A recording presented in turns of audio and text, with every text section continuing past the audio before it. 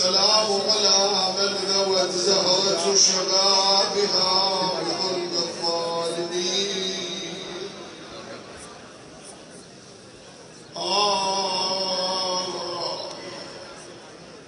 فآبت وزند الغيظ يقدح في الحشا، تعثروا بالأذيال مثنية العطف، وجاءت إلى الكرار تشكو اهتضامها، وبدت إليه الطرف خاشعة الطرف. أبا حسن يا راسخ الحجب والحجر، إذا فرت الأبطال رعبا من الزحف، لمن ألتجي إلا إليك، ومن به ألوذ، وهل لي بعد بيتك من كهفي. أراك تراني وابن تيم وصحبه يسومونني ما لا أضيق من الخسف. أستأذن من أمير المؤمنين وأكمل. ويلطم عيني نصب عيني، عز عليك سيدي.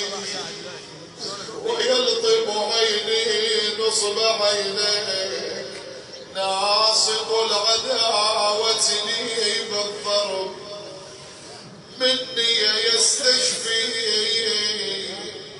ولا تسلني خبر المسمار.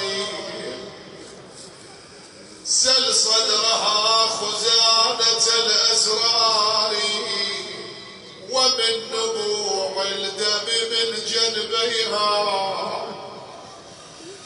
يعرف عظم ما جرى عليها، ومن سواد متنها اسود الفضاء.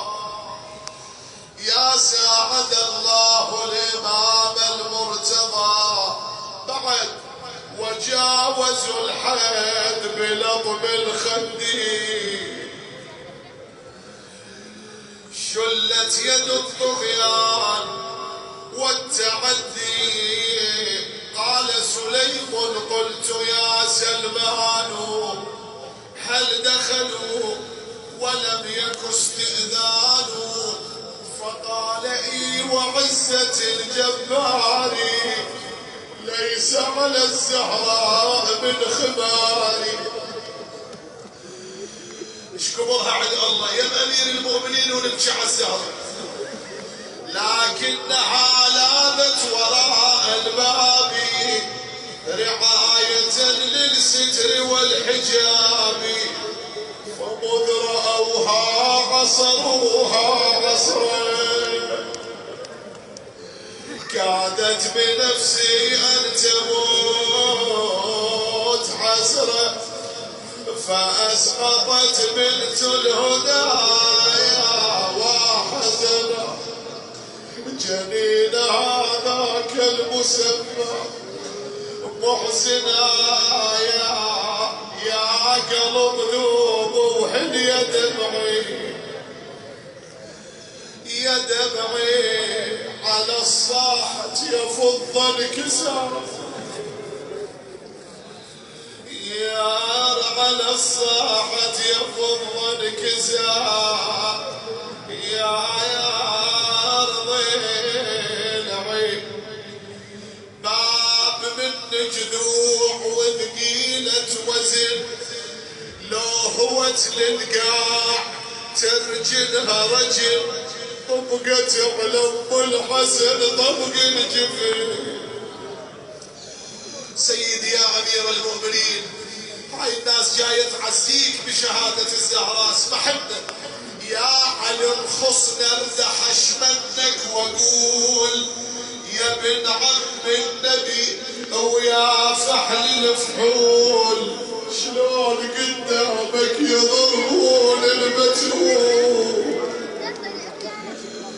سادتي أراتي يقولون الزهرة من تقعد يا أمير المؤمنين تكسر جفن عينها لئلا يرى الإمام حضرة عينها. يوم من الأيام حالت من أمير المؤمنين التفات نظر، وإذا عين فاطمة كعلقة من الدم. قال فاطمة هذا من كثرة البكاء على أبيك. قالت لا يا ابن العم، ولكن أتذكر حينما أخرجوك من الدار ملببا بحمائل سيفك، خرجت خلفك أقوم مرة أقع أخرى أنادي يا قوم خلوا ابن عمي. رجع إلي الرجل رفع يده حلقه